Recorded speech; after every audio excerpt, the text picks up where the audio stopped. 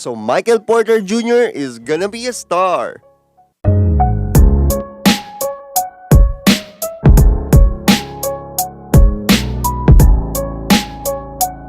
And we're talking about Michael Porter Jr. This is the biggest news for today. He exploded for 30 points, 11 out of 19 field goal shooting, 15 rebounds.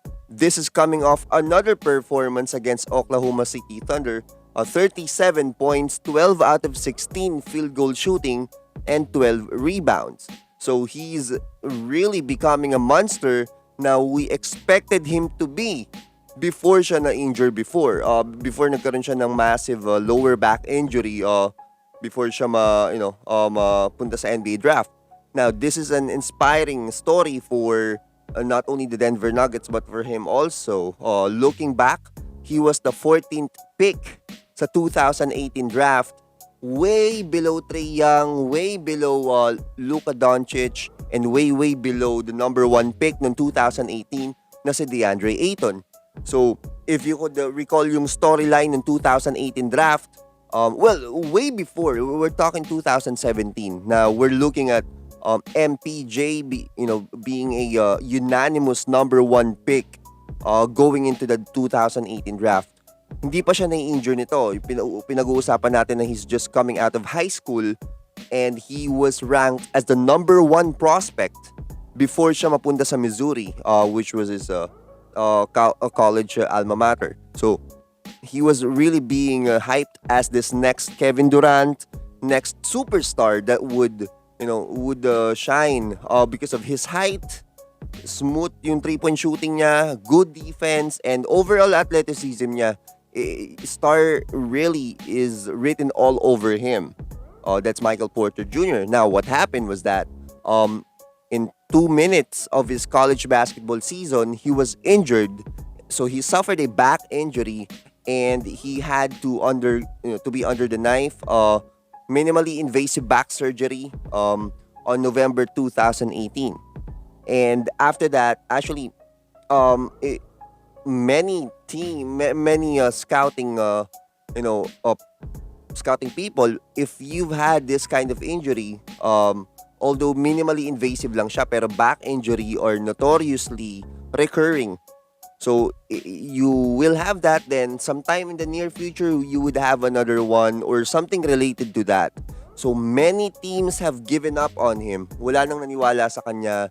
As big of a hype that he got before, nawala na lahat yon. So he was scrubbed off, and as you could see, he was the 14th draft pick. So what does it mean? 13 team nag-give up sa kanya. Looking at the NBA draft 2018, we're starting off Phoenix Suns, DeAndre Ayton, then Sacramento Kings, Atlanta Hawks, Memphis Grizzlies, and Orlando Magic. Look at this. They would rather get Mo Bamba. If I know na he's not even in the rotation anymore for the Orlando Magic. I don't believe that he's playing all that actively for the Magic, and they would rather get him rather than pick Michael Porter Jr. So ganun katindi yung doubt for this guy. And Chicago Bulls, Cleveland, Kevin Knox for the New York Knicks. So going down the line, they would rather pick those guys. Jerome Robinson, Los Angeles Clippers would rather get Jerome Robinson higher than Michael Porter Jr. Jerome Robinson, I think he's on the Wizards right now.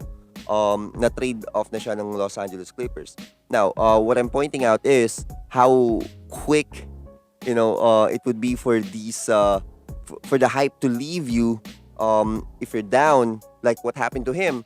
And, fantastic to see na he slowly built himself back up. So he didn't play nung the year na draft siya. He didn't play at all for the Denver Nuggets. And props to the Denver Nuggets for trusting him. Na even if he's injured. And in fact, during the draft day, he announced that he might not be able to go to the event because he's having a back spasm. So that's how weird it is, and that's how worse it is kung titingnan mo on draft day na he really is injured and he keeps on being injured, and props to Denver for still trusting him. and now it's reaping rewards. Two straight games na super solid.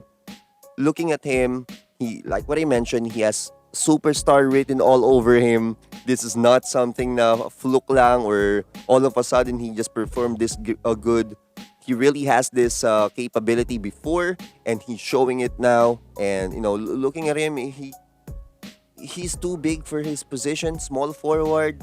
And looking at the Denver Nuggets, they got Nikola Jokic, Jamal Murray, and people are forgetting about Paul Millsap. He's also solid. Then now they have MPJ, and MPJ is showing how terrible of a decision it was for those 13 teams na kumalimot sa kanya by putting on performances like this. Now tingnan natin yung highlights niya. This is against the San Antonio Spurs earlier. Ang ganda nung the first thing na manonotice mo sa kanya is his shooting mechanism is really up to par, and well, it's actually excellent na super ganda tingnan. Look at that. And he's not afraid of shooting. He's not afraid of just letting it fly. Look at that. Bang. So it's really great to see. This is a great news. So Denver Nuggets, I'm wishing him all the best. And imagine that. Jamal Murray, Nikola Jokic, Paul Millsap. This team has a potential to be a monster. Not for this bubble kasi Jamal Murray is not playing, but we're talking about down the line, 2021 season and moving forward pa. MPJ showing performances like this. This would only be better. Knock on wood na wag siya ma-injure ulit. This is gonna, well, what a mistake, if you're the Clippers, picking Jerome Robinson over him. And same thing nangyari kay Joel Embiid in 2014.